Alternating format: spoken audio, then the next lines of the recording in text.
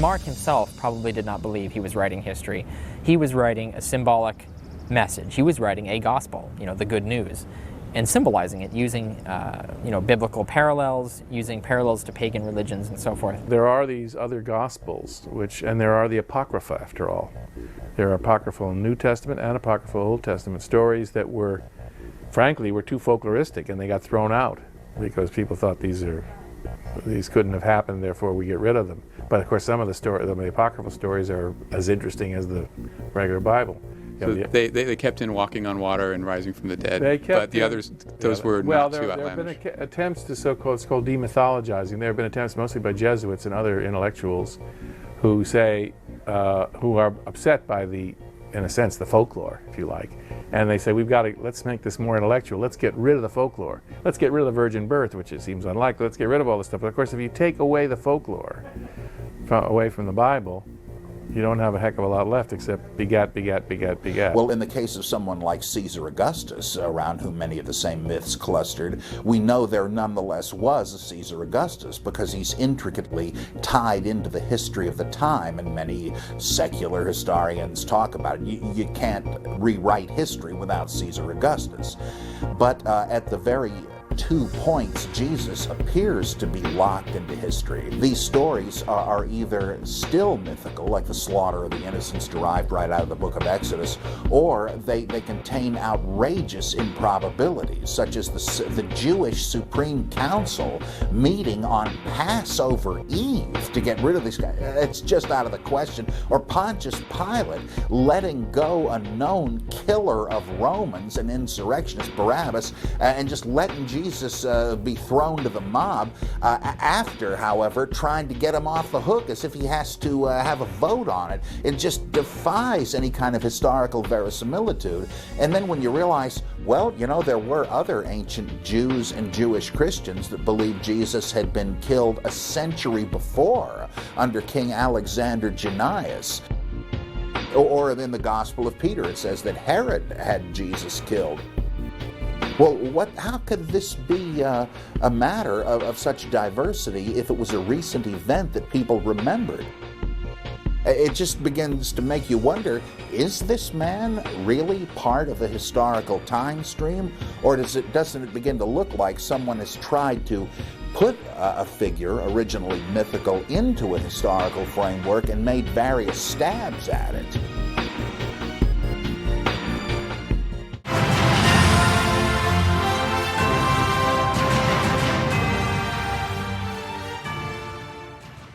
Tonight, the question we're going to be asking is, how legitimate and how trustworthy are the 4 Gospels that we have? Are there alternative Gospels that we should be reading and discussing and thinking about?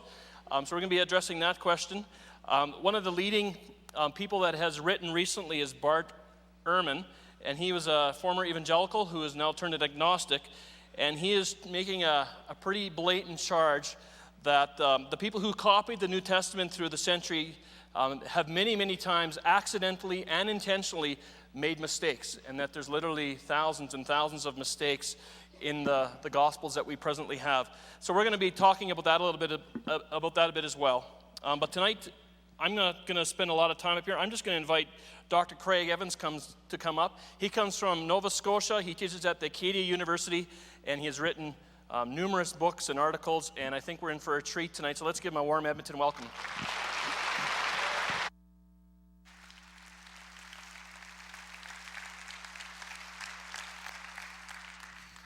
Thank you very much, Art. It's good to be with you tonight, and I enjoy talking about this topic, although there are aspects of it that sometimes drive me crazy. And that might show up once or twice as we go. Let's start with the question, what are the best sources for understanding Jesus, the historical Jesus? And I'm going to cut to the chase and talk about the Gospels of Thomas and Peter.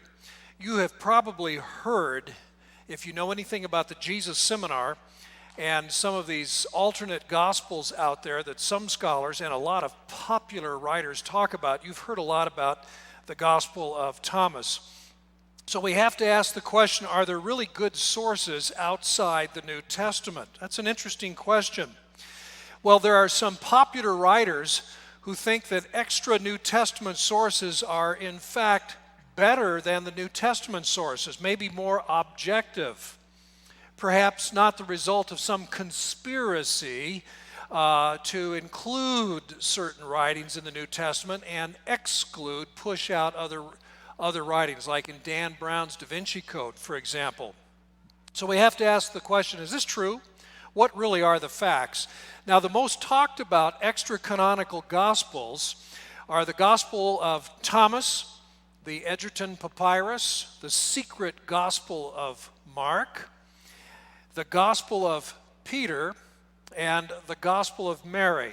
These are the ones that seem to get most of the press, most of the coverage, and scholars tend to talk about these sources more than others. In fact, the scholars best known for making the extra-canonical Gospels well known are these folk that you see on the screen. The Apocryphal Gospels and the Jesus Seminar. The Jesus Seminar, and if you look at this little picture right here, that's their logo. And what you can't really see is a hand and a bead or a marble being pitched into a basket. This was the group that got a lot of media attention a number of years ago for color coding the Gospels. Did Jesus really say this? Are these his words? Then they voted red. Or, well, they're pretty close to what he said. It's pink.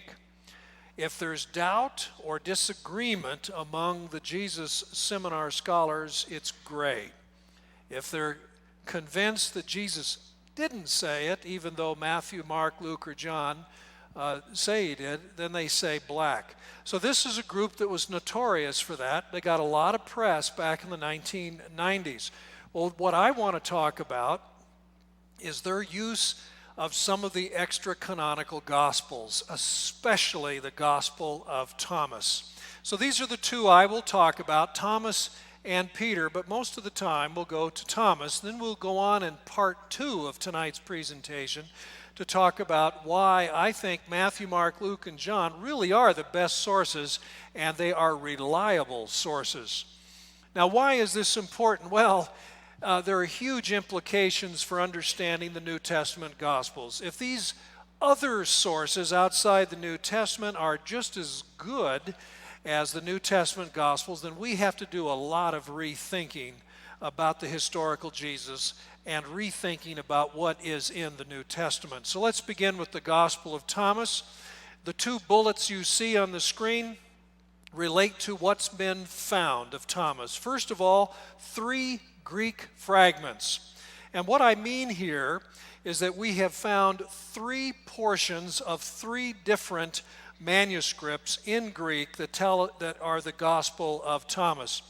But the second bullet refers to the entire text translated in the Coptic language. So we have all of the Gospel of Thomas translated into Coptic, and we have some of it in 3 separate portions of 3 separate Greek manuscripts. So here they are. The Greek ones are from a place called Oxyrhynchus. How many can spell that? If I went back, I tell my students, I say, if you can spell Oxyrhynchus, you get an A. Okay, Oxyrhynchus, that's the name of a city back in the Greek time in the history of Egypt. And in the 1890s, the city dump at Oxyrhynchus was discovered, and somewhere between 400,000 and 500,000 documents, mostly in Greek, were discovered. And they're still in storage, mostly in the United Kingdom. Well, we have published and translated about 5,000 of them. Isn't that encouraging? So another 450,000 to go and the job will be done. It's taken us about 120 years so far, so we'll have a special reunion when we get this job finished. How about that? Anyway, the very first one published, we didn't know it at the time, published in 1898 is a portion of the Gospel of Thomas, and then 2 more portions came to light as well.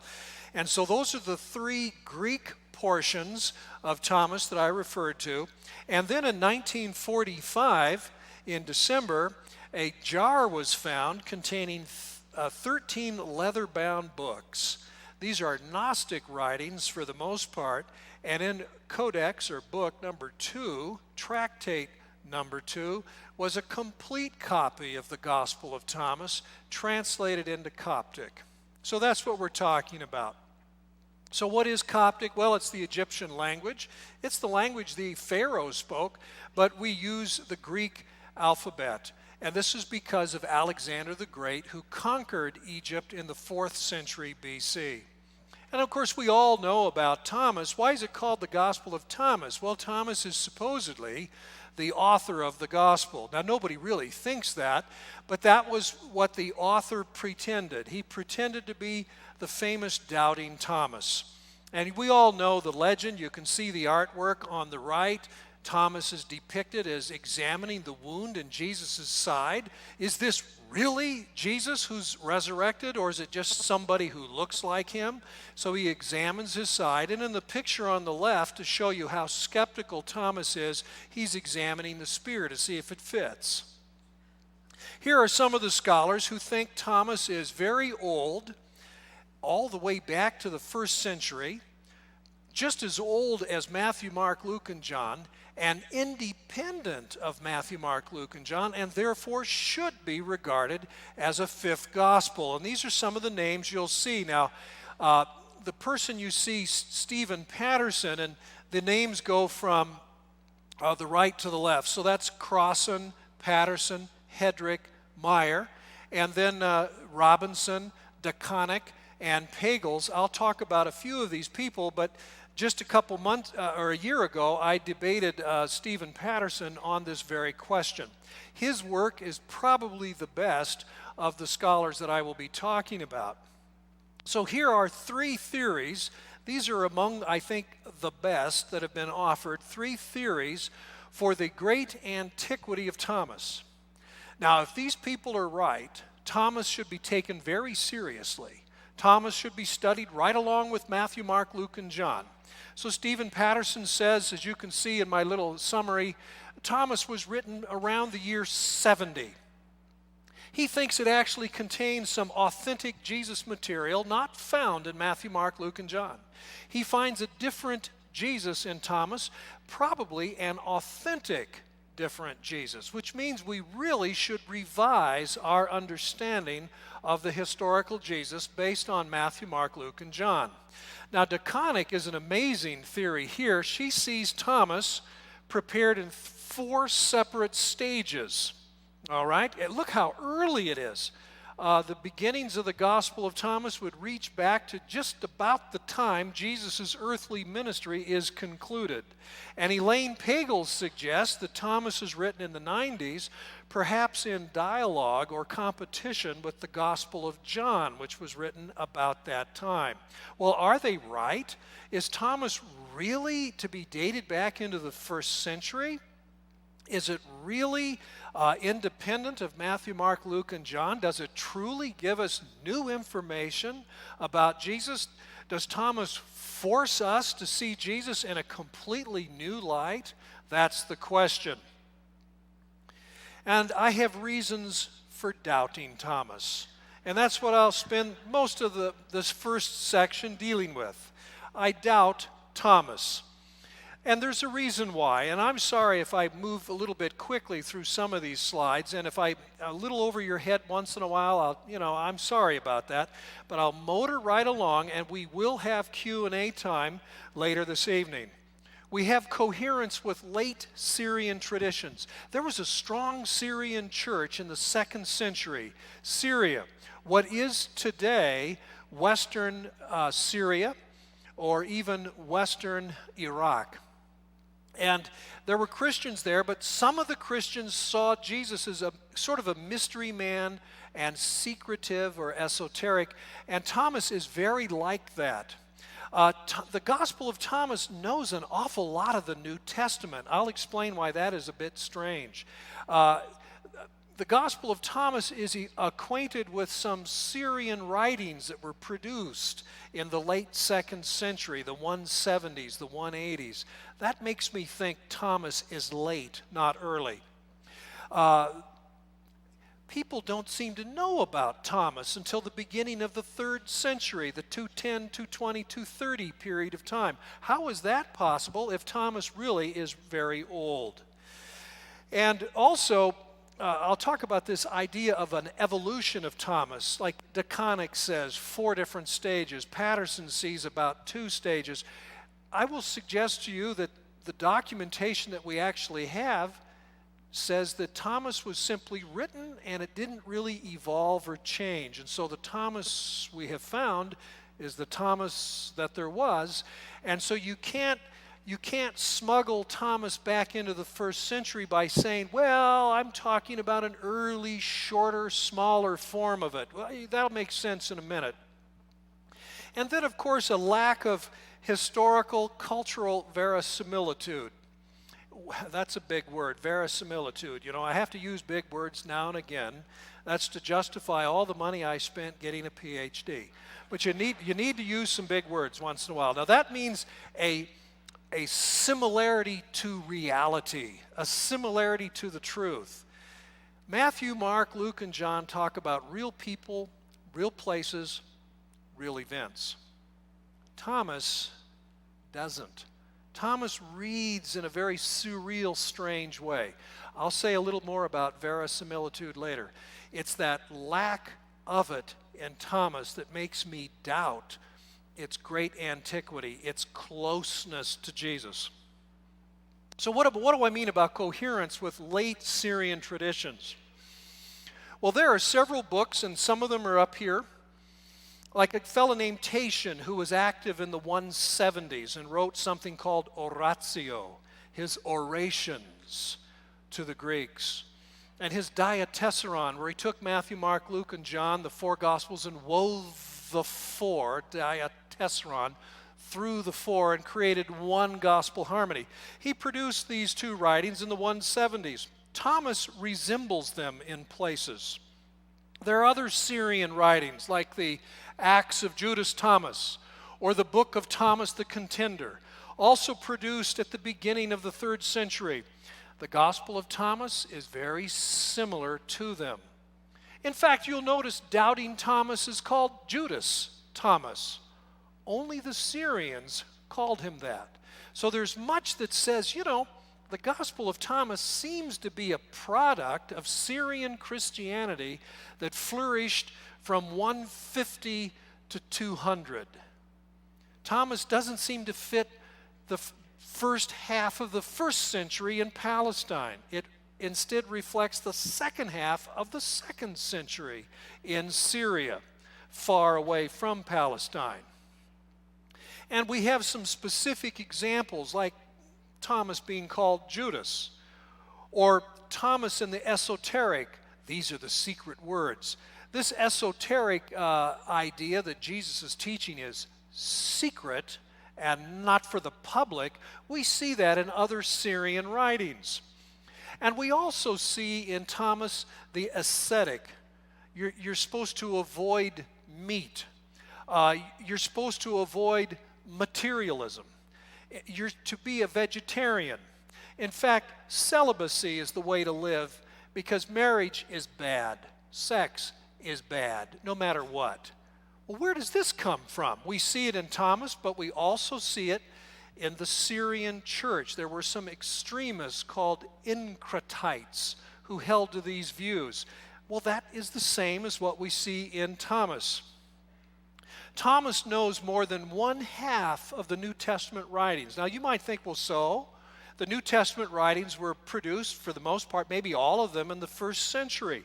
What would be so strange about knowing half of them, say, by the end of the 1st century? Well, I'll tell you. There were no Christian bookstores. There were no big churches like this one with a library. You couldn't go online and Google and look for Christian books and order something. And so it was very unusual for somebody at the end of the 1st century to know more than a few of the New Testament writings. Well, the Gospel of Thomas is acquainted with as many as 15 of the 27 New Testament writings. That is very unusual and would suggest that Thomas was not written in the 1st century, written well into the 2nd century where that kind of knowledge would be possible. So I think that's a very important observation. Also, we see improvements that Matthew and Luke make when they represent Mark, and that Matthew and Luke have a relationship to Mark. Some of Mark is in Matthew and Luke. And here's an example of it. Of course, I can see all of you looking up there, oh, it's good to see Greek and to zero in on it. But this is one example where Mark's Greek sometimes can be a little awkward. And so you look at that and you see, for there is nothing hidden unless it should be made known or revealed. That sounded a little awkward in English. It's a little awkward in Greek too. But look how it's been smoothed out by Luke. For there is nothing hidden that will not become manifest. Now that's very smooth, both in English and in Greek. Well, look how the Greek Thomas reads. Exactly the same as Luke. How did that happen? If Thomas is independent of Matthew, Mark, Luke, how does Thomas pick up Luke's smoothed out version of this saying in Greek? Good question. I would argue it's because Thomas is not independent of the New Testament Gospels. Thomas knows Syrian tradition, and Thomas in places knows Tatian's harmony of the 4 Gospels that we call the Diatessaron. And I don't have the time to go through, there are many examples of this where unusual readings in Syria show up in Thomas. Here's one. This is a well-known beatitude. Everybody knows how Matthew 5:3 goes. Blessed are the poor in spirit, for theirs is the kingdom of heaven. You notice it's 3rd person. Blessed are the poor, for theirs it. That's 3rd person, 3rd person. When you look at Luke's parallel, it's 2nd person. Blessed are you who are poor, for yours is the kingdom. 2nd person. Strange. In the Gospel of Thomas, we have a mixture. 3rd person, blessed are the poor, for yours is the kingdom. 3rd person, 2nd person. John Dominic Crossan, whose picture I showed you earlier, he sees this as proof that the Gospel of Thomas is independent of Matthew and Mark, because he finds it inexplicable that if he had Matthew and Luke in front of him, he would mix the persons, 3rd and 2nd. The trouble is, that's what the Syrians do.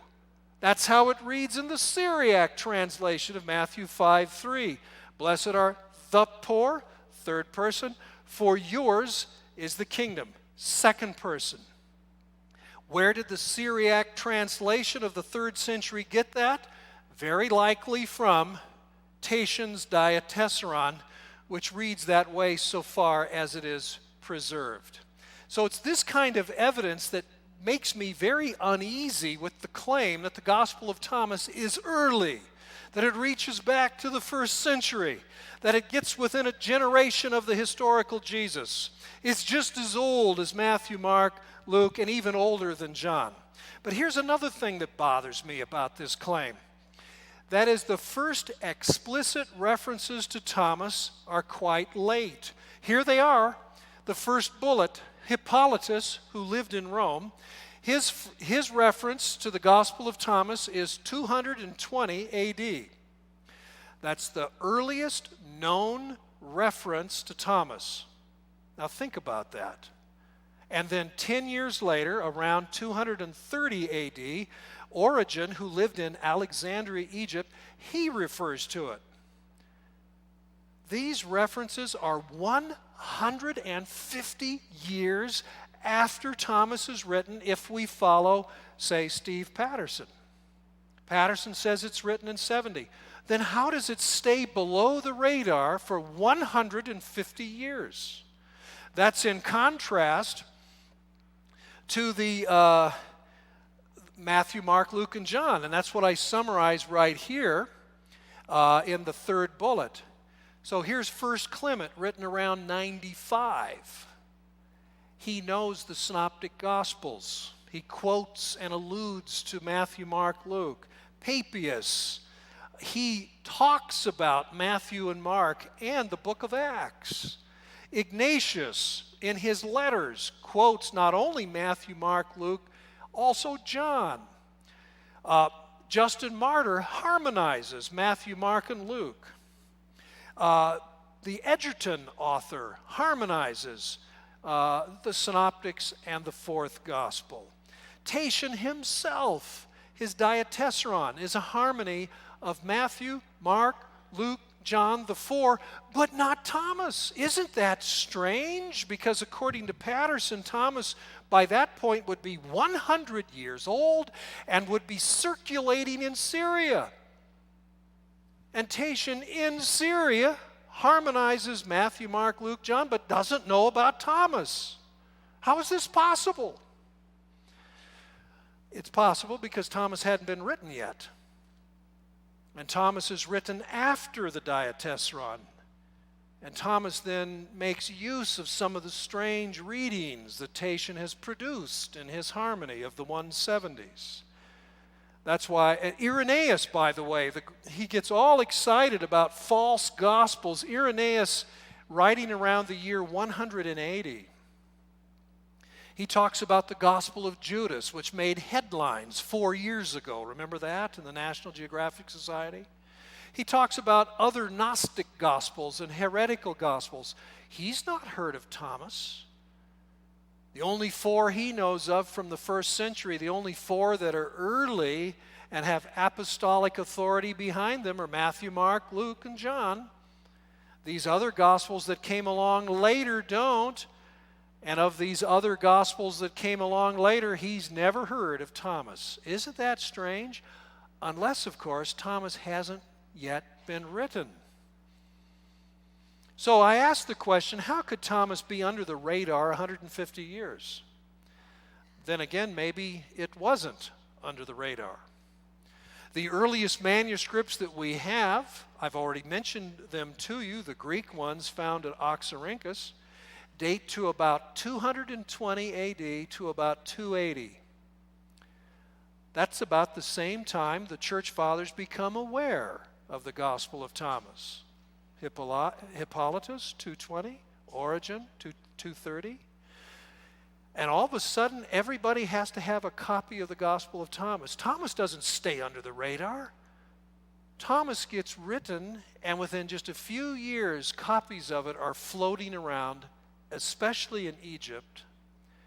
And Thomas is being talked about as far away as Italy within just a few years of its publication. Now, some say, well, it's because Edessa, where Syrian Christianity flourished, is so far away that if Thomas had circulated in the 70s or 80s of the first century, people out in the West might not have known that. Well, have you looked at a map lately? There's Edessa right there. Here's the Mediterranean Sea. There's Cyprus. Okay, there's Edessa on a river. Do you see what this city is right over here? That's Antioch. Antioch was a Christian center that flourished. You can see that in the book of Acts. When you get to about Acts chapter 12, Antioch begins to dominate the Christian movement. Edessa and Antioch are not very far away. Edessa is closer to Antioch than Antioch is to Jerusalem way down here.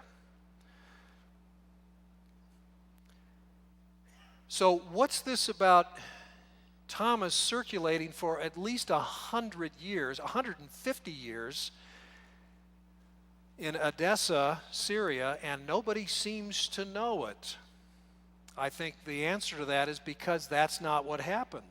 Thomas was composed in about the 180s, or even a little later, the 190s, and then it began to circulate very quickly, went south to Egypt where copies were made, and then everybody knew about it.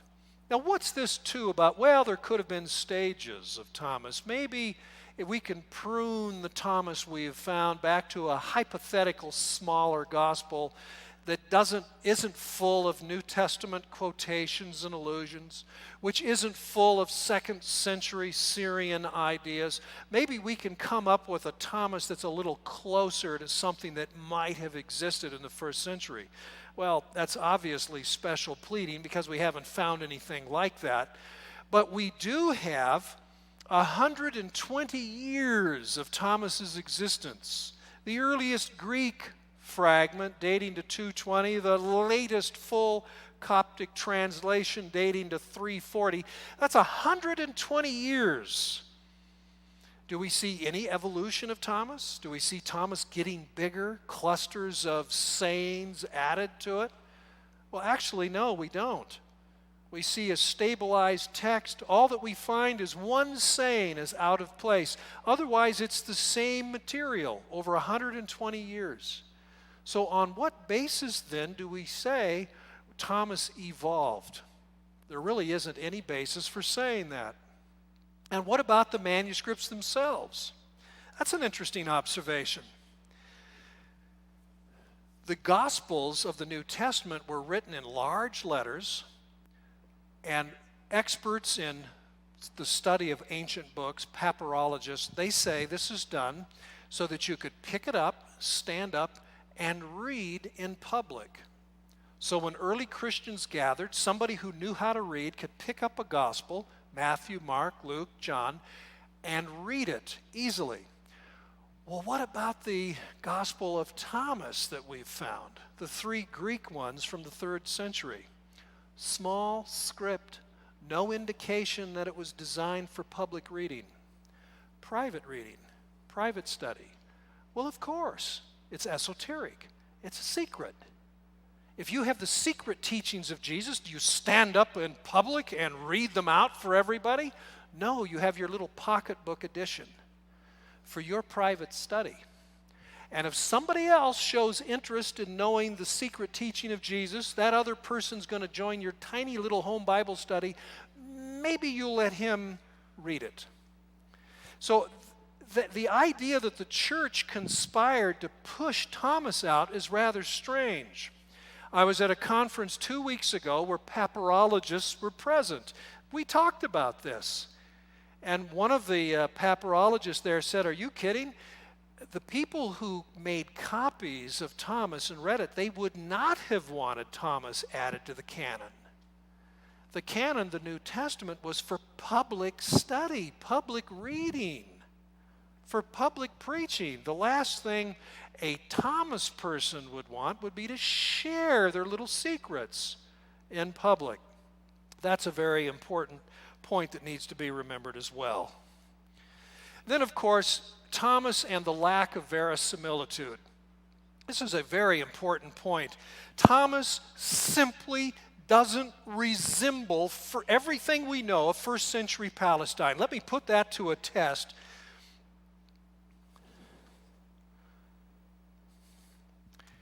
There was a book that came out just a few years ago called Jesus and Archaeology. It was a conference that took place in Israel several years ago. I was there.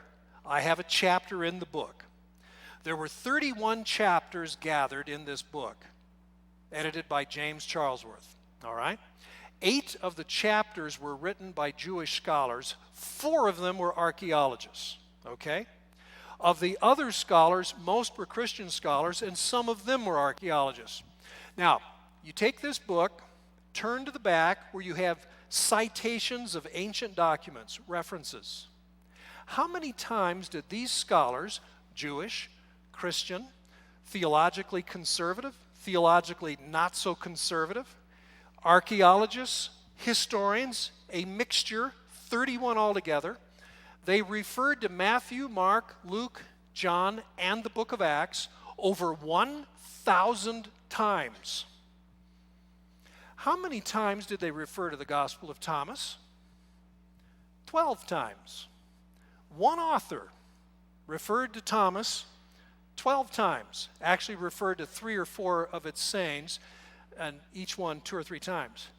I thought, oh, that's interesting. I'm rather surprised that Thomas was referred to at all. So I turned to this author, Bruce Chilton, to see what he was talking about on the 2 or 3 pages in his chapter where he refers to Thomas. It was under a section called Unhistorical Literary Portraits of Jesus. Isn't that interesting? So in other words, nobody in a book devoted to Jesus and archaeology thought Thomas was useful as a source. But everyone referred to Matthew, Mark, Luke, John, and Acts repeatedly, over 1,000 times in this book on archaeology.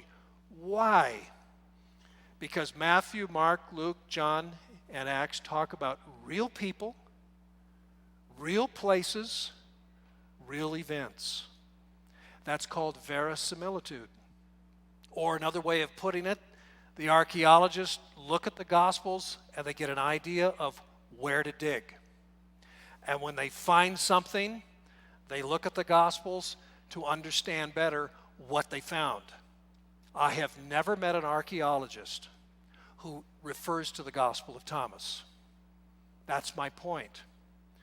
And so you see, I'm not only saying the Gospel of Thomas is late and is not a good source. In contrast, I'm showing you that the first century Gospels, the old Gospels that Christians valued and collected, the ones that eventually became part of the New Testament canon, they gathered them because they talk about real people, real events, the things Jesus really said that really do fit in the world of early first century Jewish Palestine. And that's the point. So my conclusions regarding Thomas is all of the evidence suggests it's late and far away. So why should we rely on the Gospel of Thomas or some of these other Gospels? Now, what about the Gospel of Peter? Now, I'll go through this very quickly, then we'll transition into the next talk. The Gospel of Peter was found in a 9th century sarcophagus made of wood, like you see on the left. You can see a couple pages of it right there. It's an old book, and just a portion of the text is inscribed in it. It begins with Pilate washing his hands and then giving Jesus up to be crucified. And of course, we have some scholars who think that the Gospel of Peter is a very old, very early text. Not the actual copy found in the coffin, no, but the earlier form, and the copy found is just that, a copy. But the Gospel of Peter was actually written perhaps as early as Crossan, you see him there again on the right, as early as the year 50, which would make the Gospel of Peter, not written by the Apostle Peter, by the way, nobody thinks that. It would make this so-called Gospel of Peter the earliest gospel. And it would mean, according to Crossan and also this other fellow, Arthur Dewey, that the Gospel of Peter perhaps is the very source for Matthew, Mark, Luke, and John when they tell the story of Jesus' death and resurrection. I have problems with this theory, though. This Gospel of Peter, and there you see 4 more pages of it, doesn't understand Jewish customs, is ignorant of first century political and social realities of Palestine, clearly has been influenced by Matthew's editing and presentation, and also there are some anti-Semitic touches. I'm not going to spend a lot of time here, but if we were to read this passage from the Gospel of Peter, it's clear that the writer doesn't realize that Pontius Pilate is in charge of Jerusalem and Judea. The way the writer speaks here, he seems to think that Herod Antipas, the tetrarch from Galilee, is running the show, as though Pilate needs his permission. And that, of course, is very unhistorical. Also, ignorance of Jewish customs. We would laugh if we read this. The idea here is that the Jewish elders and scribes are going to sleep over in the cemetery Friday night and Saturday night to keep an eye on Jesus' tomb. Well, this is absurd. If you understand Jewish sensitivities about how graveyards, cemeteries are unclean, That's corpse impurity. They would never go near cemeteries like this. You bring the pup tent, and you bring the sleeping bags, and I'll bring the Coleman stove, and we can have marshmallows, and you're going to do a sleepover, a weekend in a cemetery? I mean, this is absurd. Whoever is writing this doesn't understand Judaism. And not only that, did they really believe that Jesus would be raised up? Why would they do that? So there's an apologetic edge here, and of course that's the whole idea. The author of this fictional work from the 2nd century wants to have the resurrection witnessed by many hostile witnesses, a whole troop of Roman soldiers, and a group of Jewish elders and scribes, maybe even ruling priests too. It's hard to tell from the context. Indeed, when Jesus is resurrected, the whole city has come out. So this is perfect for Christian apologetic. How many people witnessed the resurrection? Everybody did. That seems to be what's going on. But it gets even better. It's the fantastic in Peter. Let me read a little of this to you. Verse 34. Early in the morning, when the Sabbath had dawned, there came a crowd from Jerusalem and the surrounding countryside to see the tomb that had been sealed. Now in the night in which the Lord's day dawned, when the soldiers 2 by 2 in every watch were keeping guard, a loud sound rang out in heaven. And they saw the heavens opened, and 2 men came down from there in great brightness, and they drew near to the tomb. That stone which had been laid against the entrance to the tomb started of itself to roll and gave way to the side, and the tomb was opened. And both the young men entered. And when those soldiers saw this, they awoke the centurion and the elders, the Jewish elders, for they were also there keeping watch. And while they were relating what they had seen, they saw again 3 men come out from the tomb, and 2 of them sustaining the other, and a cross following them. And the heads of the 2 reached up to heaven, but that of him who was being led by them, Jesus in the center, his head overpassed the heavens. These guys are tall. You'd need binoculars. It's Jesus. This is the NBA Dream Team. And the cross is following them. Have you ever wondered about that? How does a cross follow somebody? Is it a roller skate? Maybe it's a pogo stick. Verse 41, and they heard a voice out of the heavens saying, have you preached to them that sleep? Now, I won't ask the pastoral staff at this church if they do that every Sunday. I'll let that go. Have you preached to them that sleep? And of course, it's Jesus who answers, no, sorry. It's one of the 8. No, actually, no. It's the cross. The cross says yes.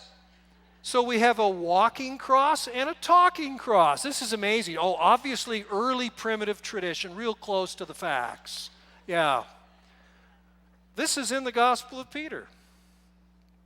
Now, where does this cross that goes with Jesus tradition come from? In fact, this idea of Jesus being super tall. Well, from 2nd and 3rd century traditions. Shepherd of Hermas, a man so tall that he rose above the tower. That's a metaphor, it's allegorical, but he's referring to Jesus. Or in 2nd Esdras 2, the Son of Man, quote, had great stature, taller than any of the others.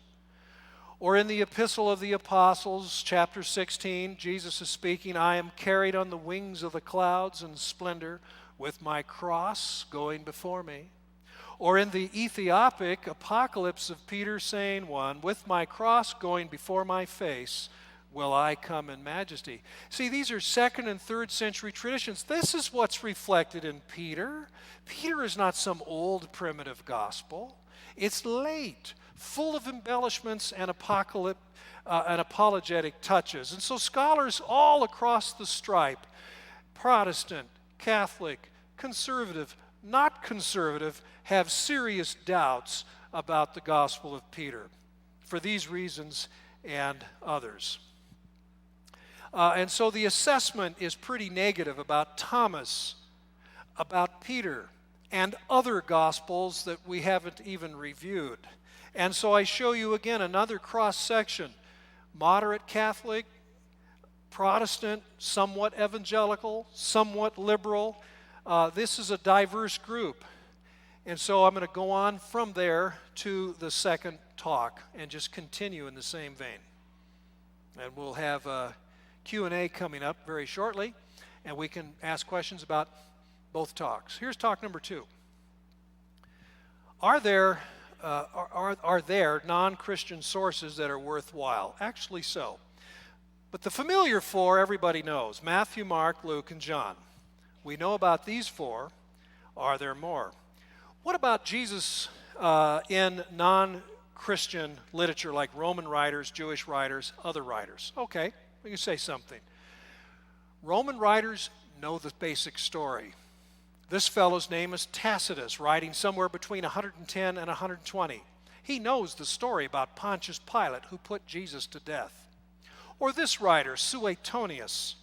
He too knows that the Christians are related somehow to someone named Christ or Christus, and he actually spells Christ with an E instead of an I.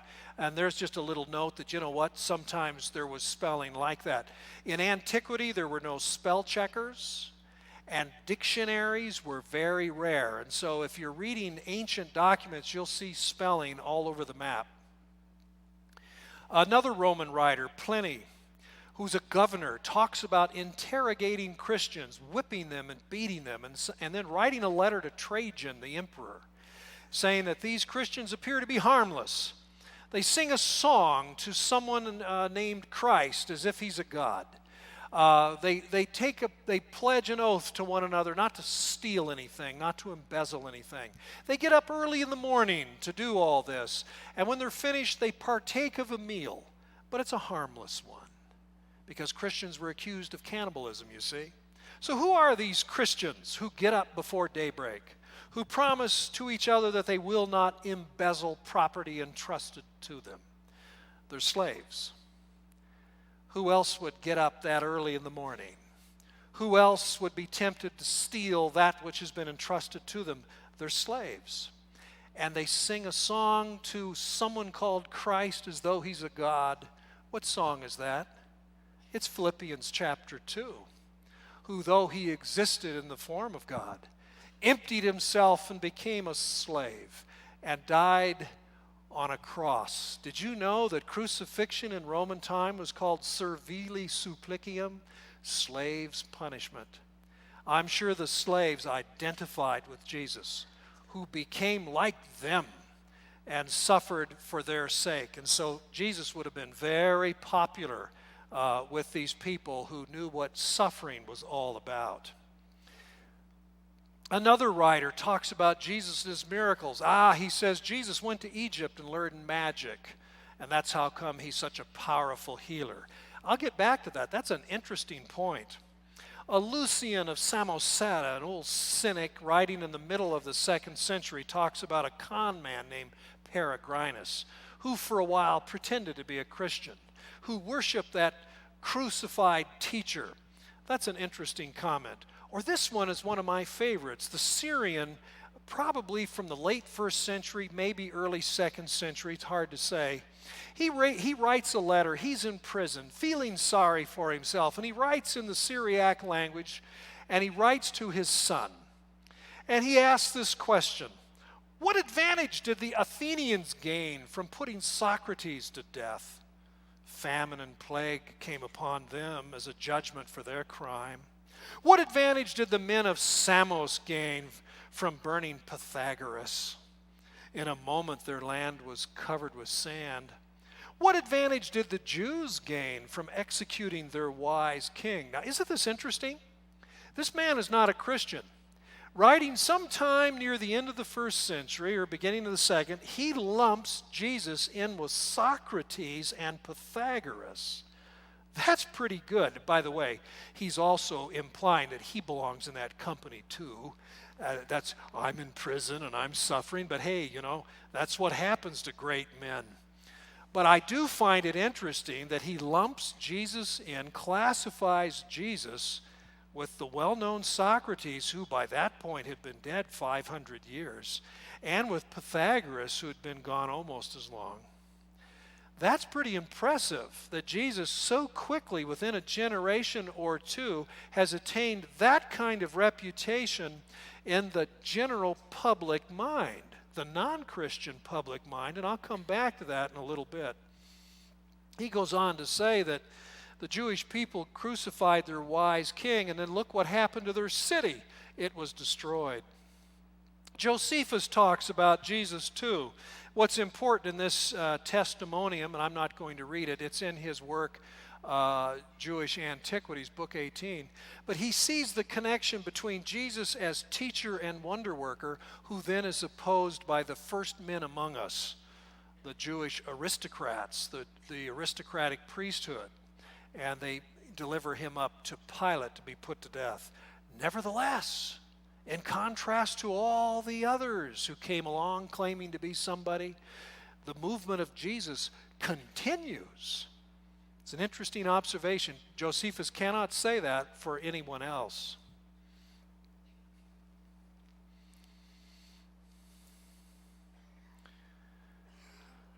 Many of these, I'm skipping over them because they're not that significant, but Jesus is referred to, or gospel events are referred to in other second century sources and later, including the Talmud and even the Quran in the 7th century.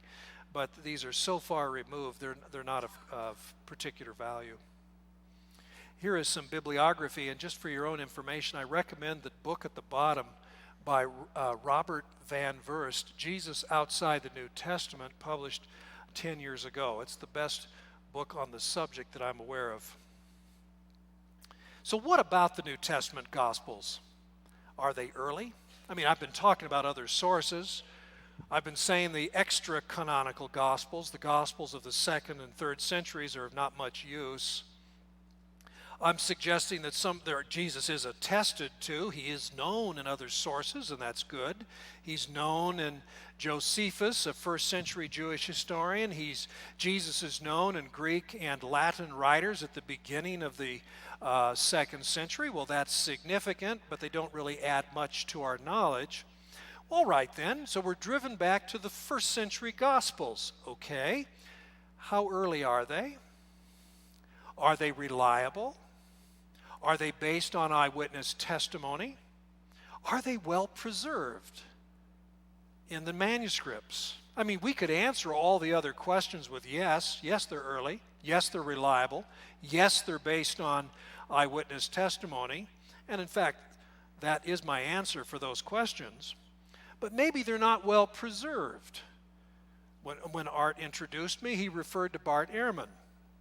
Bart Ehrman has raised questions about how well preserved the original writings are in the copies that have been made, the copies and the copies and the copies down through the centuries, suggesting that there are so many mistakes that we really don't know what it is we have now. And what we have now, how close it relates to the originals when they were composed in the 1st century. So fair enough, those are important questions. Let's speak to them. Well, most scholars think Mark was first, then Matthew, Luke, and John. So we're talking about the 60s through the 90s. The 4 Gospels are written. The Gospel of Mark, probably written in the late 60s, maybe earlier. I mean, I've heard good arguments for the 50s too. Probably written in Rome, though we don't know for sure. The theme of Mark is Jesus is the true Son of God, not Caesar. Jesus is the beginning of the good news, not the Roman emperor. And Mark is an excellent source, and Matthew and Luke take advantage of Mark and build their own Gospels on Mark. Matthew perhaps written in early to late 70s, that's the usual range, though I've heard good arguments for Matthew being earlier than that, even in the 60s. Written in Antioch is the traditional place for Matthew. Antioch, not too far from Edessa, remember. Jesus is the fulfillment of Davidic messianic prophecy. He's the new Moses who teaches the law with authority. These fragments, which I just saw in December, they're in Magdalen College in Oxford. The late Karsten Peter Tiede Wondered if those fragments of Matthew might date all the way to the 1st century. That's an interesting discussion. Most scholars don't think that they're earlier than the 2nd century in any case. The Gospel of Luke, written probably in the 70s, maybe late 70s. But again, I've heard good arguments for Luke being earlier than that, even in the 60s. And of course, the Gospel of John, just about everybody agrees, John was written in the 90s. Somewhere between 90 and 95, perhaps written in Ephesus. Jesus is presented as Israel's Messiah, sent from heaven as God's Word made flesh, Savior of both Jews and Gentiles. Now, I show you this picture of a Greek fragment. It's called P52. When fragments of the Greek New Testament are found, written on papyrus, they're numbered in the order they're found and identified. We're up to about 127 now. This one, P52, found about 70 years ago, is the oldest surviving fragment of John's Gospel. It's a portion of John 18. It's from a book, so if you turn that fragment over, there's writing on the other side. And it's from John 18, and it's dated between 120 and 140 AD. Now, you know what's interesting about that? That means the original John, composed between 90 and 95, the original, the autograph, as we would call it, could still have been in circulation when this copy was made. And so here we have an old fragment that actually overlaps with the lifetime of the original. Well, how early are our gospel manuscripts anyway? Well, we have 4 dozen manuscripts that are pre the year 300. That's very important. Bart Ehrman suggests that because of Christology, the teaching of who Jesus is, his divinity and so forth, there was a temptation for scribes to change the text to make the New Testament writings conform to the emerging theology. Well, when did this Christological debate come to a head? Well, in the year 325 AD, Council of Nicaea. When was Christology finally hammered out? Constantinople in 381. And then there was another major conference in 451 at Chalcedon. Well, back when our oldest manuscripts dated back to the year 1000 AD, how would you know? Maybe the manuscripts had been changed in the 300s or the 400s. Well, we don't have to ask that question anymore because we have most of the New Testament now preserved in manuscripts that are as old as 300 or older. In fact, if you go all the way back to the year 200, we have a big chunk of the New Testament that you can go to museums and see for yourselves. And those manuscripts are the same. The text was not changed. As church theologians and scholars debated, how do we understand Jesus Christ? How do we relate him to God the Father? How do we understand the Godhead? How do we understand the Trinity? As the church fathers hammered out these important questions, they didn't change the New Testament writings. We know that because we have New Testament writings that are dated before these theological debates got underway. So what proof do we have for the Gospels themselves that they are early? Well, Clement knows of them. He wrote his letter, 1 Clement, in 95. Papias knows of them and discusses them and relates them to apostolic eyewitnesses in this. And he's talking about this in the 2nd century, but Papias is talking about when he was a teenager in the 80s in the 1st century. Ignatius, on his way to martyrdom, writes 7 letters. He's familiar with all 4 Gospels. Justin Martyr knows of them. He harmonizes them in the year 150, and so forth. The evidence is compelling. How do we know the Gospels are true? I cast some doubt on the Gospel of Thomas. I cast some doubt on the Gospel of Peter because of the obvious untruths and unrealistic elements in them. Well, how do we know Matthew, Mark, Luke, John, and Acts are reliable Gospels? Well, they speak of real people: Pontius Pilate, Herod Antipas, Annas, Caiaphas, Herod Agrippa I, Herod Agrippa II, governors Felix and Festus. They speak of real events. In fact, the reality of the Gospels is such that historians, be they Jewish or Christian or agnostic, archaeologists, be they Christian, Jewish, or agnostic, make use of these Gospels as worthwhile sources. They don't make use of Thomas, but they make use of Matthew, Mark, Luke, John, and Acts. The Gospels speak of real places, cities, roads, lakes, mountains that really do exist. In fact, the Gospels are clarified by archaeology, and the Gospels clarify archaeology. There's a mutual illumination that goes on.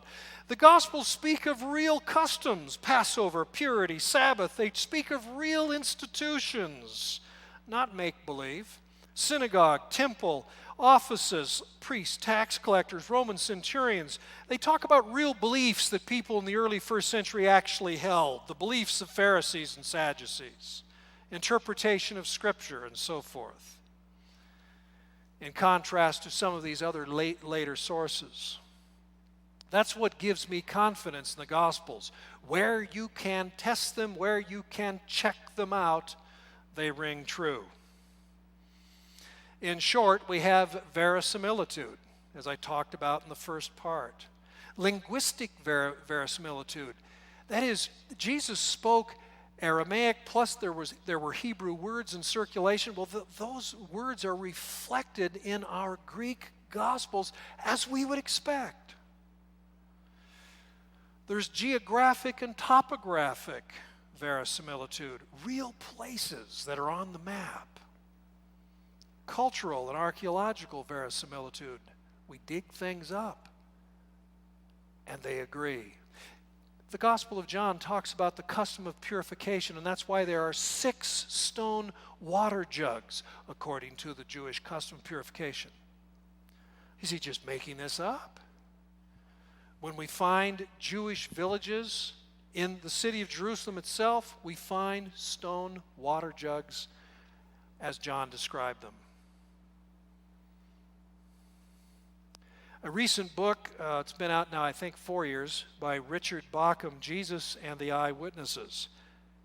It's a very learned book, 500 pages, but if you want to pursue it, by a very capable scholar, longtime professor of New Testament, St. Andrews, Scotland, there's a book. Too bad Dan Brown didn't read it before writing Da Vinci Code. We have tradition of eyewitnesses and apostles. Papias talks about it. I don't have time to read these various quotations, but he talks about how he valued speaking to people who actually knew Jesus' disciples. He talks about specific gospels like Mark and Matthew and John, even the book of Acts. And although we only have fragments of what Papias wrote, I suspect if we had everything he wrote, he would also be talking about Luke. It's interesting, Papias has never heard of the Gospel of Thomas. Paul himself knew eyewitnesses. We sometimes forget that. In Galatians, his letter, he talks about meeting the pillars of the church, going to Jerusalem, and meeting James, the Lord's brother, meeting John, the son of Zebedee, meeting Peter himself. He even calls Peter, whose name in Greek is Petros and means rock, he calls him Kepha, which is rock in Aramaic. He knows the guy's Aramaic name. He has met them. This is firsthand testimony from Paul. And of course, he's a firsthand witness of the resurrection itself. And he didn't expect that. He didn't believe in the resurrection. He didn't believe Jesus fulfilled any scripture. He was opposed to the Jesus movement. He was attempting to stamp it out as a heresy. He didn't expect to see Jesus, and then he saw Jesus. And everything changed. He went from being a persecutor of Jesus' community, his church, to a supporter of it, an evangelist and proclaimer of it. What about this last bullet? Bart Ehrman author of Misquoting Jesus and other books, says there are hundreds of thousands of scribal errors. So can we trust the text of the Gospels as it's preserved today? Yes, we can. Let's get some of these facts and figures straight. You remember what Mark Twain said a long time ago? There are lies, there are damned lies, and there are statistics. There are some statistics right there. In fact, Bart Ehrman will tell you there could be as many as 400,000 manuscript errors, scribal errors in the manuscripts. Fine. That's probably true. Do you know how many manuscripts there are? There are 5,000 and just under 800 that we know of. Dan Wallace is looking for more now that the Iron Curtain has collapsed. He's going to Eastern Bloc monasteries and so on and cataloging and seeing what they have. And every time he visits one of these old monasteries, he finds another manuscript. He told me a month ago he expects to find another 800 or 900 Greek New Testaments. Anyway, the count's up to just under 5,800. Most of these are complete. It's the really old ones that are incomplete. They average 550 pages each. So Dan tells me he thinks it's about 2,600,000 pages of text. At 400,000, that's not even one error per every 6 pages. Doesn't that change it a little bit? Ehrman will go on and say, why, there are more errors in the manuscripts than there are words in the New Testament. And he's mixing apples and oranges when he says that. One mistake every 5 or 6 or 7 pages.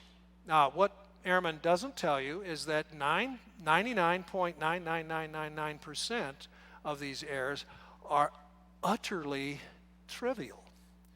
Different spellings, the presence or non-presence of a definite article, the, in front of a name or something like that. You can't even translate it, and it makes no difference in interpretation and none in theology.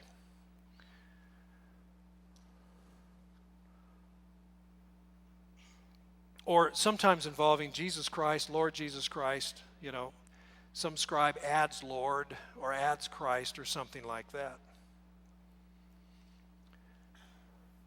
So if you get the statistics fully informed, then it's not a problem at all. In fact, his worst examples or best examples, however you want to look at it, are no big deal. And textual critics, scholars who study manuscripts say, not a problem, none of them. So we have old manuscripts that reach back to the 300s. We have older portions all the way back into the 2nd century. Those just happen to be the oldest complete Bibles, 4th and 5th centuries. You can get that as a facsimile, Codex Vaticanus, if you want. I'll skip over these. And we have some very old collections of papyri that reach back, the oldest P52 in the Rylands collection, all the way back to 120 or so. I'll skip over these. I want to wrap this up and give you time for questions. There's a close-up of P52. You can see the Greek there. The Jews, to us, no one, in order that the word spoke, signifying to die, speaking. Ho. See the ho? You know what's that? That's the definite the right in front of the first letter of Pilate. In order that Pilate, now what difference does it make if the's there? None. Can't translate it anyway. That's what I'm talking about.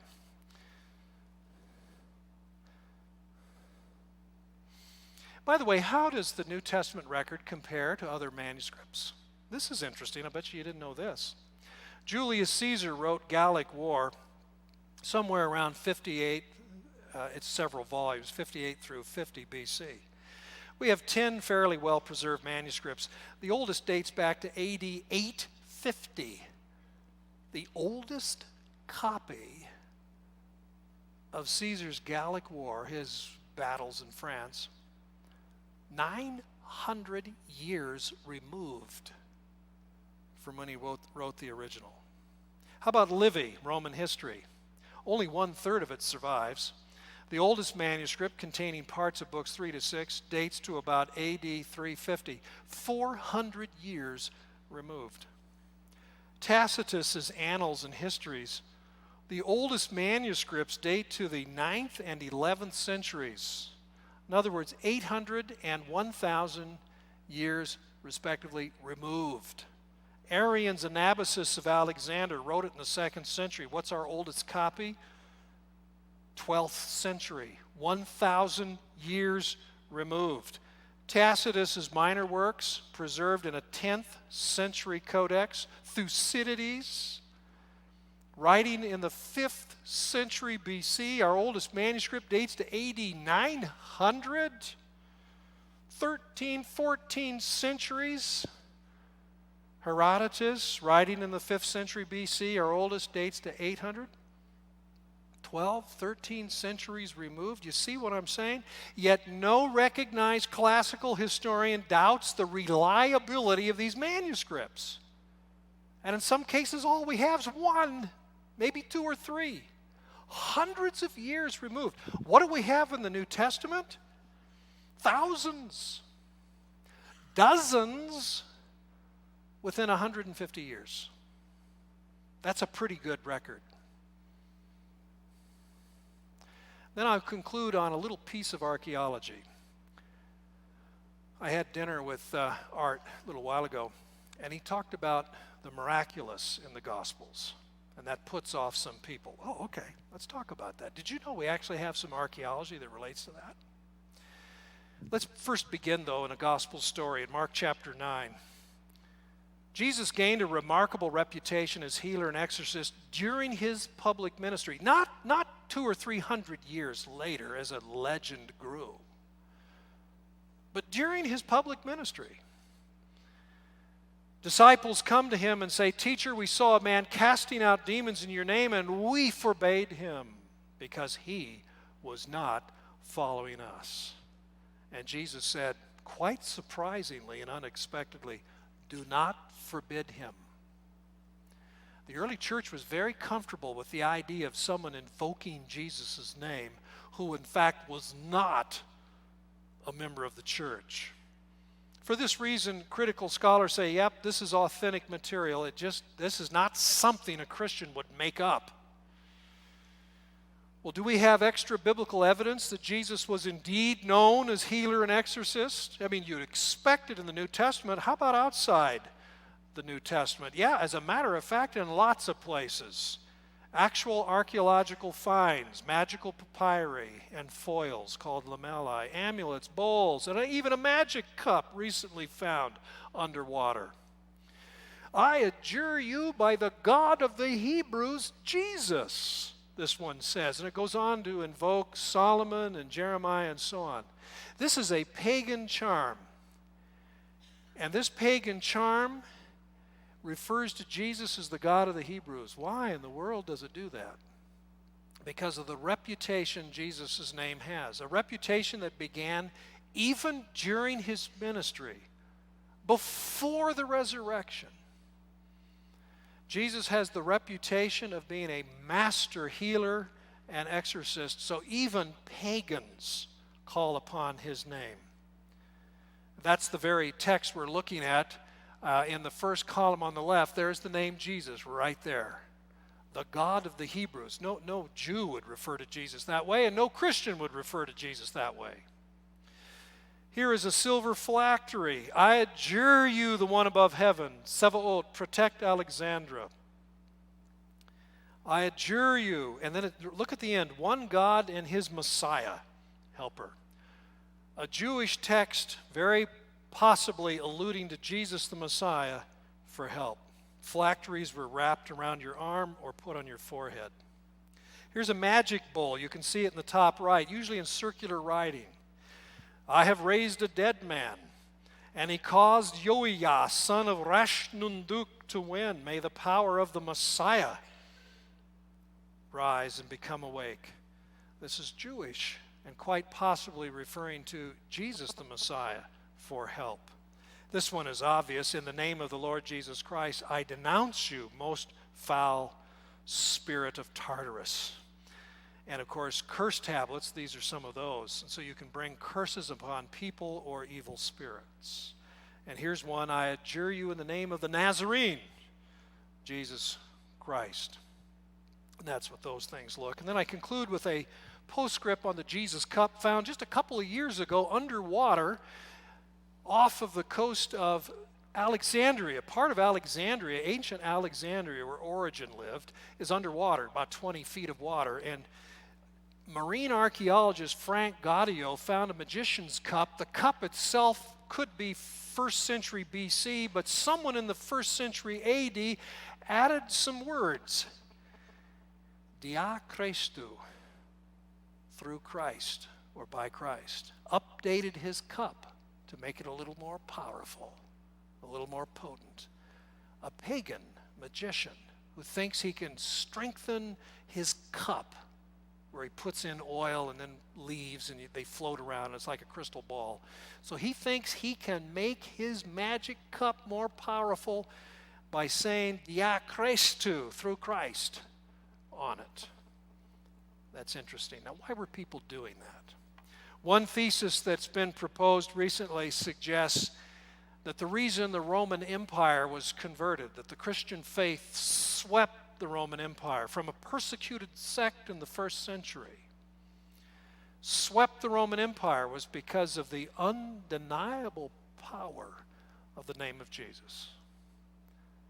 That when people embraced Jesus Christ in faith, they were changed. And inevitably, society was changed, and always for the better. And so the Christian faith worked its way right into Caesar's household, right in through to the top levels of society.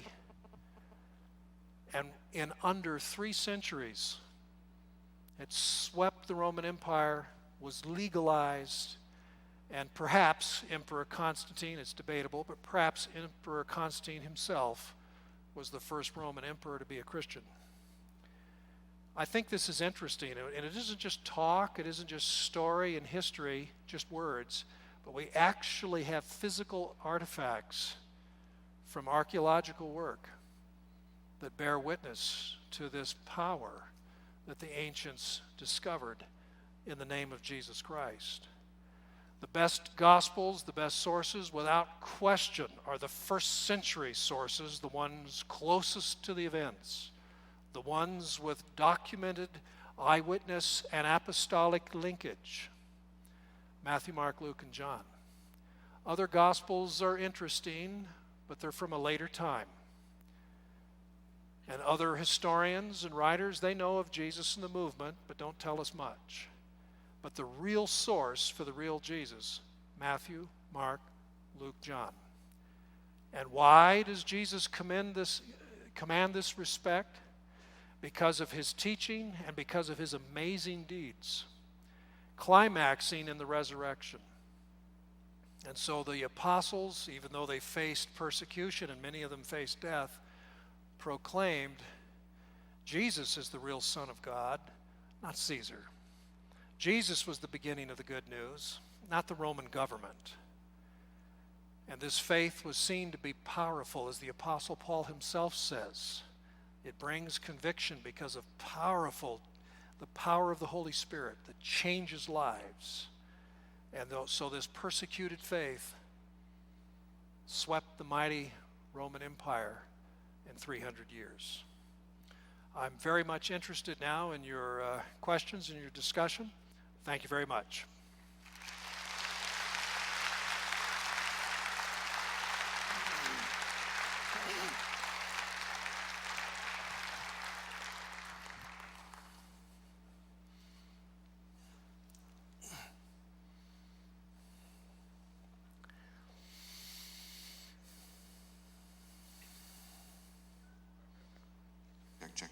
Dr. Evans, thank you so much. I wanted to ask a question that has intrigued me for quite some time. Most of our modern translations in John chapter 7 have the added notation that the most ancient Greek manuscripts do not include John 7:53 to 8:11.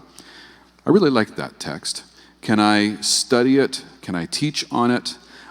Is it a reliable picture of Jesus? Very good. Thank you for that question. I'll repeat it in case some did not hear it. We're talking about the woman caught in the act of adultery, John 7:53 to 8:11. In the oldest manuscripts that we have, in fact, I think I just passed over it very quickly, an old papyrus.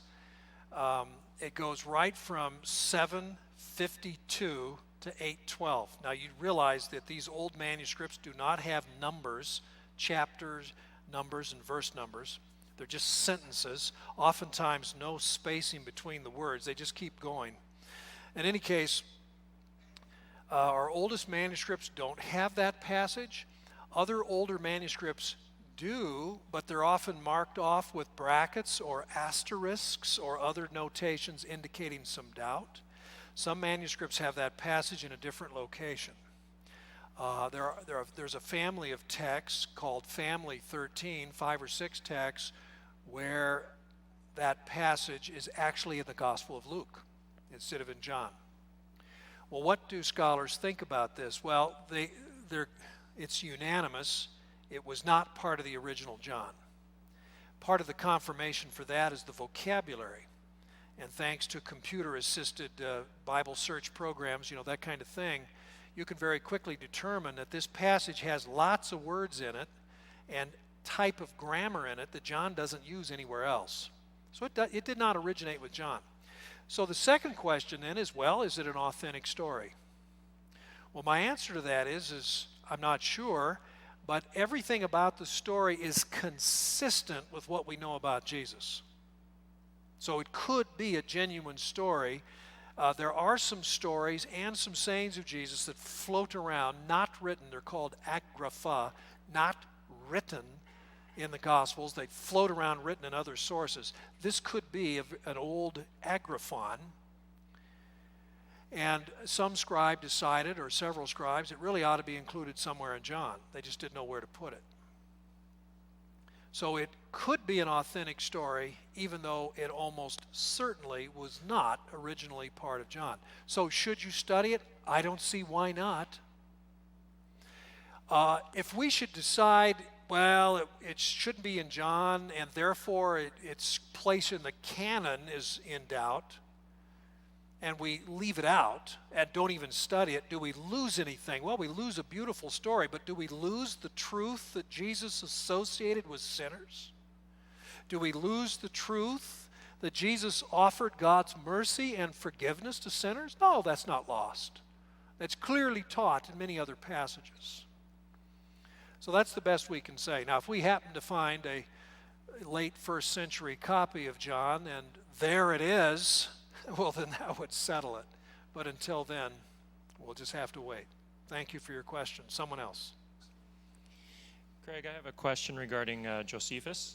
It's often discounted by many non-Christians as saying that it's been edited after the fact simply by the text that's used as far as the wording. Is there any way for us to know that this is or is not the case? And can you speak to that? Yes, I think so. I'm trying to find it by backing up real quick.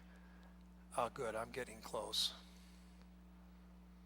Okay, first of all, this is the passage you just asked about. Sometimes it's called the Testimony of Josephus.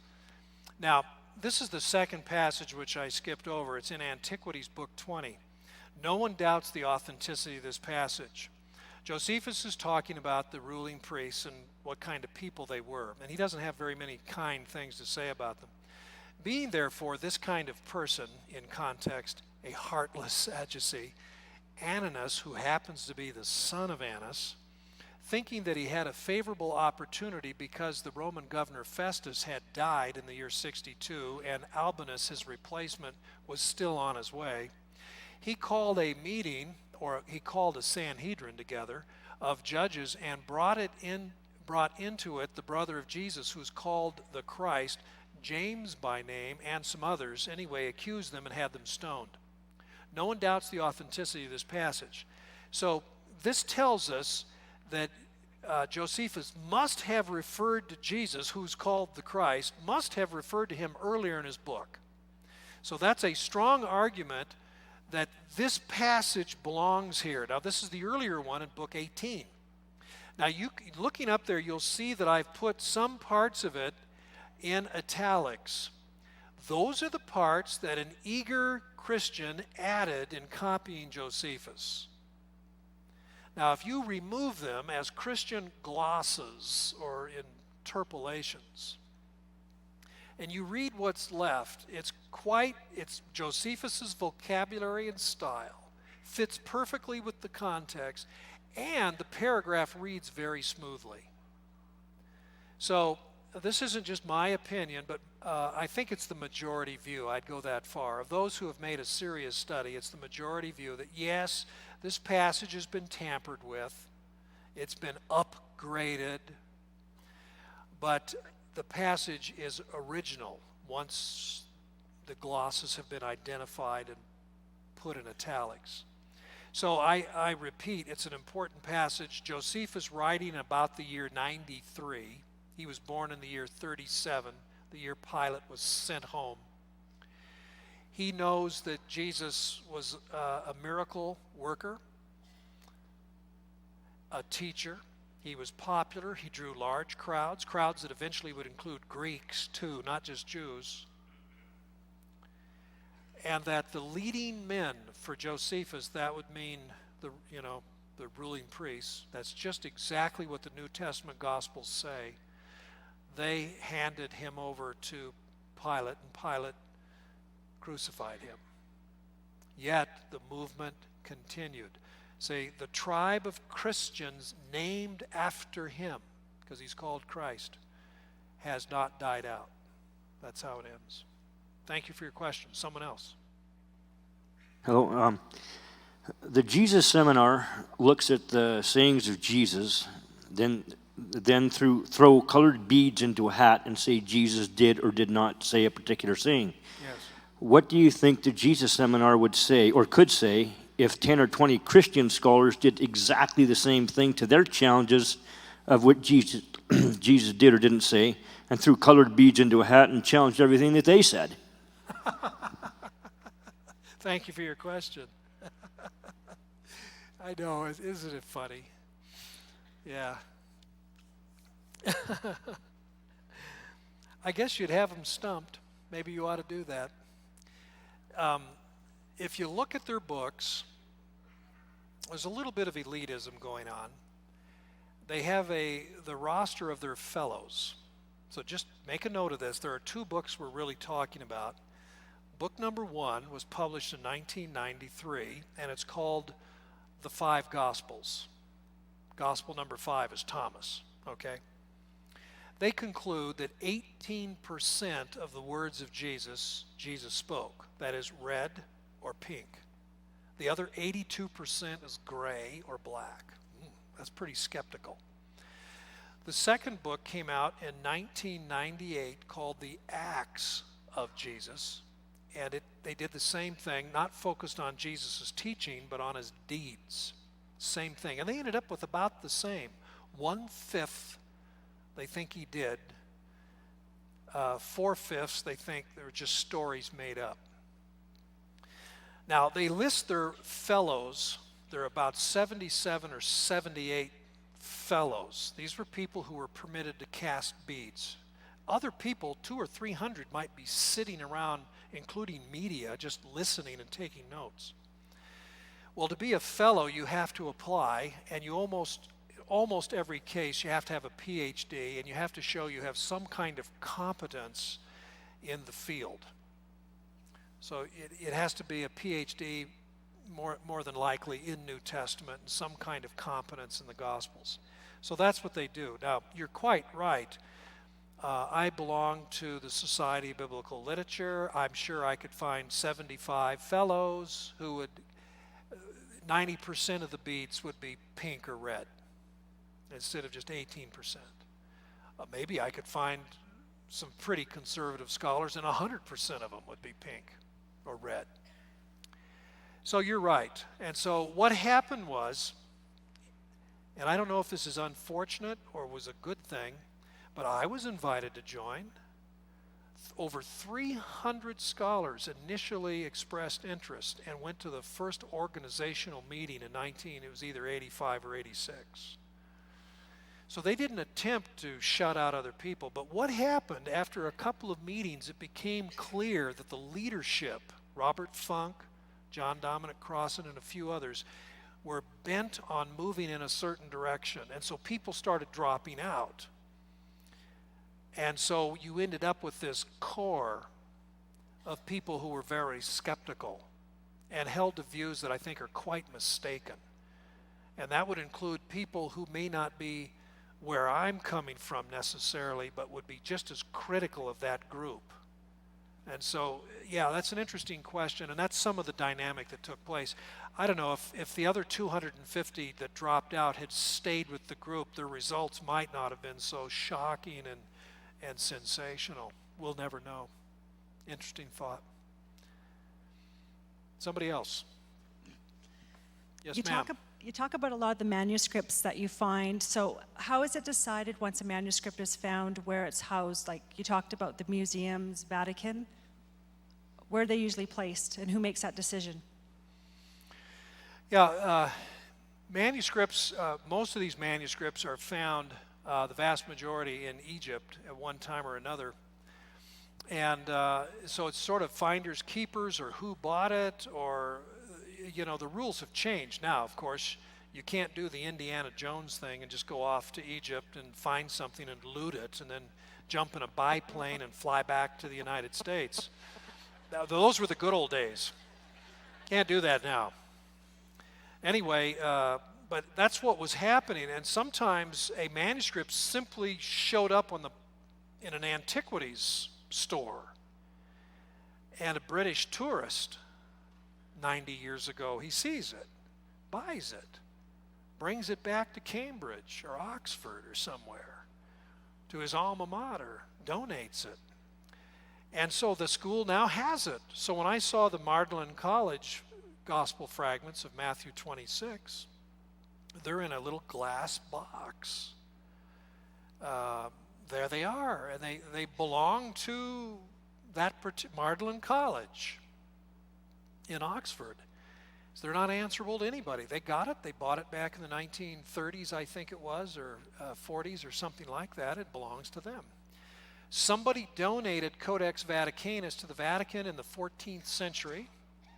They put it in their archives. It got lost and then was rediscovered in the 19th century. And, of course, the Vatican owns it. They're not going to let anybody have it. Some think it might be one of the 50 Bibles Emperor Constantine commissioned to have copied. What about the Codex Sinaiticus? Oh, that's a controversial one. Tischendorf, in the middle of the 19th century, borrowed it from St. Catherine's Monastery in Sinai, and the monastery would like to have it returned. 165 years later, the library card says, book overdue. I don't want to pay the fine. And the British Library has it, but they bought it from the Russians. The Bolsheviks didn't want it. They didn't back then value Bibles. Well, how do you untangle that? And so the Oxyrhynchus papyri, they were gathered up mostly in the 1890s on into the beginning of the 20th century. At least, there's not even a certain count. 400,000 documents. We might have another 100 old Greek New Testaments. We don't know yet. I was just there. It's in the Sackler collection of the Bodleian Library Complex in Oxford. I asked one of the papyrologists. I said, well, we've published, 5,200 or so of these papyri? What do we have, another 5,000 to go? Oh, no, he says, at least 400,000, maybe 500,000. So these things, it's just happenstance. They get found depending on when they got found, who found them. Back in the days when Egypt didn't have its own independence, or they didn't care, and the antiquities could be looted, stolen, sold, the same questions are being raised about some of the Dead Sea Scrolls. So it's an interesting question. So who houses these ancient documents and why? where. I mean, we pretty well know where. You get a Greek New Testament, you turn to the front, and it'll tell you where all the manuscripts are. And so that's not much of a mystery. And you can go see them in most cases. But how they wound up in whose hands, and of course a lot of these old manuscripts are still in monasteries where they've been for more than 1,000 years. It's interesting, very interesting field of study. Good question. Another question. Is that a hand back there? Yeah. It's not so much a question, but just an observation.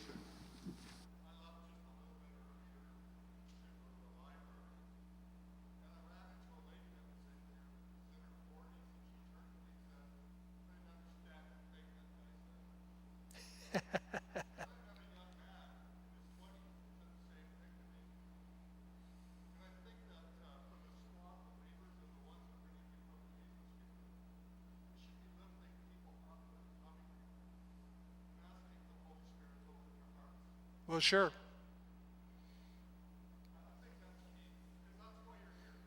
Mm-hmm. It's always difficult to, I was talking about that with Art, you know, what kind of audience should I expect? And of course, in talking it over, well, it'd be an audience that's all over the map. And it's a challenge when you have several hundred people and you'd range from an education of maybe high school all the way to some people with a PhD in some field. Some people who are very, very well read, who know something of the topic already, and other people who know very little of it. And if I don't ramp it up and give you the goods, then it's pretty easy to shoot it down. You know, somebody could say, well, I heard a guy that said the New Testament Gospels are real old and you ought to accept them. Well, that's not much of an answer if there's some skeptic who says, well, yeah, anybody can say that. Where's the evidence? Where's the proof? And you could bump into somebody who says, well, I've been reading Dan Brown, and he says there are better Gospels than the ones in the New Testament. And he cites a well-known authority named Michael Bagent and his book, Holy Blood, Holy Grail. Well, folks, you know, so in some ways, I don't know what else to do. You have to cover the ground. If you don't, then people who are able to absorb it and understand it, they're not going to be very well edified or equipped. Other people, of course, will say, I don't understand that. I really don't get it. And, I don't know what to do, except maybe the group gets broken down into sections, and then there's a different kind of lecture for one group and a different kind of lecture for another group. And that's, of course, what we try to do in school. That's why we have introductory courses, and then we have more advanced courses as we move along. We don't take in first-year student freshman courses and then start teaching advanced stuff. It just doesn't work. But in a situation like this, I speak for an hour or so on some pretty heady stuff, potentially, and so I have to try to aim and pitch it somewhere in the middle, knowing that some people might think, oh boy, this is kind of dull, I know most of it, and other people think, wow, I don't know how to handle it. So I'm not really sure what else to do about it. That's part of the reason why we're doing the question now. So you can ask a question if there's something you didn't understand or what's the significance of it. This is a chance to ask. And then I can answer your question. I can find where you're coming from and speak straight to it. Somebody else? Hello. Up here? Yeah, no, I was just curious about, you talked a lot about the historicity of the Gospels. There seems to be, in some of the narratives, some inconsistencies. And the one that comes to mind is the cleansing of the temple, where in John it kind of comes at the beginning of his ministry, and in some of the other Gospels, it's right at the end. And I was just wondering about your thoughts about the historic sort of narratives. Yeah, very good question about chronological sequence, order of events, that kind of thing. That's a good question. Papias remarks that Mark's gospel does not put things in order. That's very interesting. Many interpreters of John aren't too sure how much of a chronological sequence we have in John either. So I think as a rule of thumb is that we should be a little bit loose on the question of chronology. And see, that's not how we think. We like to have things in the exact sequence, word for word, exact sequence, with footnotes, quotation marks, and so on. That is the way we Westerners tend to think, we moderns. That isn't the way it was necessarily in antiquity. So just to answer your question then, was the temple cleansing at the very beginning of Jesus' ministry or at the end? Well, it's possible to say both. Some people say both, that Jesus is remembered to have done something early on in his ministry. And the gospel writers sometimes try to avoid duplications. It's interesting, you know, Mark tells us that Jesus multiplied the loaves twice, once for 5,000, once for 4,000. Luke just wants to report one. John just reports one. So it's possible that Jesus demonstrated in the temple precincts twice. John only wants to mention one, and he puts it at the front. Mark, followed by Matthew and Luke, only mention the one at the end, which was quite controversial and prompted the authorities to go after Jesus. But the truth of the matter could be something else, where John is not following the same chronology and going in cycles. That's another interpretation of John. In other words, he goes to the end very quickly, then he goes back to the beginning and starts over, goes back to the end and then starts over, and he does 3 or 4 cycles. That's a possibility too. So it's difficult to come up with a final answer to your question. All I want to say is, don't press the chronology and that kind of exactitude. Don't feel you need to push it too hard. You've got these vignettes and these stories that are presented, and they're not necessarily in chronological order. Good question. Thank you for asking. Now, was someone here in the front? Well, yes, go ahead. I'm in the back here. Okay, sure. In sympathy with the gentleman that just spoke before, I think we can also take comfort in the fact that the body of Christ is made of many members and we all have different tasks. So sure. Just want to appreciate you coming here and sharing your knowledge with us, because we need some equipment to answer skeptics, and we're surrounded by them, especially in a culture that seems to be too smart for the gospel. But my question actually is, do you have any colleagues, or do you also study the letters of Paul? Do they have really old copies of Paul as well? And just as a kicker, do you think you'll ever find the true author of Hebrews? Well, actually, some of our oldest significant copies, major portions of manuscripts, are Paul's letters. We have just about the entire Pauline corpus as early as the year 200. And so Paul is actually well represented. He was very popular. As far as, and I do teach an elective on Paul, by the way, at Acadia. As far as Hebrews is concerned, Paul did not write Hebrews, but the last 2 paragraphs, those 7 or 8 verses or so, in chapter 13, have a lot of Pauline-sounding words and phrases. Now, I don't think the author is imitating Paul. What I think what we have going on here is the author is using language that Paul used, and those who traveled with him, like Barnabas and Silas and some others.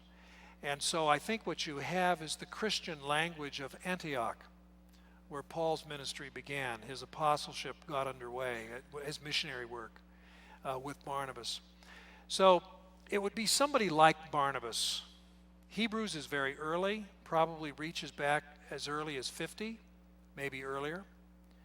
It's not imitating Paul. It's not based on Paul. Paul's not imitating Hebrews. I'm just saying there's a shared language. But the rest of Hebrews is written very differently. The author is not Paul. The way he cites Scripture and talks about Scripture, his argument for the uniqueness of Jesus is different at points compared to Paul. So it would be somebody, I imagine, somebody like Barnabas. I'm not saying it's Barnabas, but it would be somebody like him. Thank you. Somebody else. I see a hand over here. Hi. Okay, there's a hand here too next. You go ahead, sir. Yeah, hi. Thank you for coming this evening.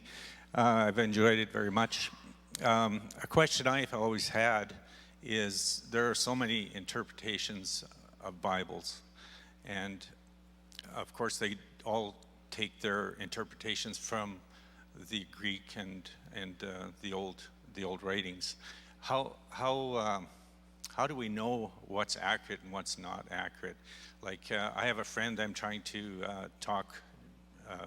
convince to be a Christian, and he's from a Jehovah's Witness background, and he's kind of leaning towards saying that their Bible is more accurate than the NIV. So how do you argue that point with him? You know, and how do you know that it's a real translation or a good translation? Good question. And you're talking about the New World Translation, unless the Jehovah's Witnesses have changed the name, but that's their Bible. And I have a copy of it, and I've looked at it where they tamper with the text a little bit because the text sometimes conflicts with some of their teaching, so they need to adjust it a little bit. But I don't think it's so bad or so off that has to be the bone of contention. I think the real thing to do, the gospel is in their Bible. I mean, it's not so badly done that the gospel is obscured. And so if this individual wants to read the Jehovah's Witness translation, I wouldn't make that that's not the point of battle. It's just say, okay, fine, just keep reading it. Let's read together certain key scriptures that talk about, and Romans, by Paul's letter, the first 8 chapters, work your way through that carefully, Bible study with him, let him use his version. Romans 1 through 8, the gospel is made so clear there. And, and share your faith with him in that context. That's what I would do. But I wouldn't fight with him and get him to, persuade him to abandon that, because that would tell him, you're right only if we use some other Bible. And that's not really the issue here. Good question. Dr. Evans, I've just recently read something that about hieroglyphs in Egypt that denotes the birth, the crucifixion, and so forth. I don't know if you've heard about anything like that, or if you have, how did they come by it? Well, the Egyptian hieroglyphics will allude to the religious beliefs of the Egyptians, and that would include the idea of some kind of future regeneration or rebirth. It has nothing to do with Jesus or somehow a template for Christian teaching about Jesus' death and resurrection, as some have misleadingly claimed, like Tom Harper and his pagan Christ stuff. But there was the religious idea that some of the pharaohs and some of the Egyptian priests believed in, that there would be some kind of regeneration in the future. And see, the practice of embalming had that in mind. And so there was the expectation that the spirit of Pharaoh would enter his nose of the mummy, and the mummy would be brought back to life. So it's almost like a resurrection. So that's what these hieroglyphics would talk about, although some would take that and turn it into something that I don't think they ever had anything to do with. Thank you for your question. Could you give one of those good arguments that you heard for an earlier date for each of the Gospels rather than the one that's accepted? You said there were good arguments for an earlier date. Can you give a couple of those, please? Yes. Okay, the question is, what about some of the arguments for earlier dates of the Gospels? You heard me mention the 60s to the 90s, and then I said some people would argue that Matthew and Mark would be in the 50s, even and Luke in the 50s, perhaps that early. Partly because where does the book of Acts end? It ends with Paul in prison in Rome. We think that's the year 61 or 62.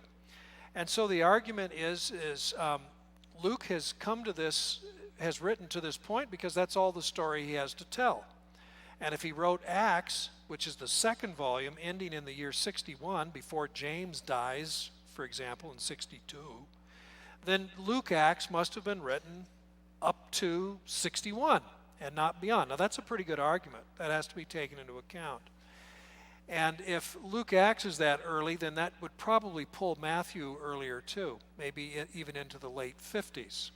If that's true, then Mark is brought earlier still, perhaps in the middle, early to middle 50s. So those arguments have been made, and I don't reject them. There are other factors that would suggest that perhaps the Gospels are a decade later. So that's what we're talking about, is 10 years, 10 or 12 years. And compared to some of the other extra-canonical Gospels, like Thomas or Peter or Philip or some Mary or some of these others, the New Testament Gospels are considerably earlier. These other writings are anywhere from 60 to 100 years or more later. So whichever date you go with, the early date or the not so early date for the New Testament Gospels, you end up with them early enough that they connect with the eyewitness generation. And that's very important. Thank you. Let's give Dr. Evans a big thank you hand.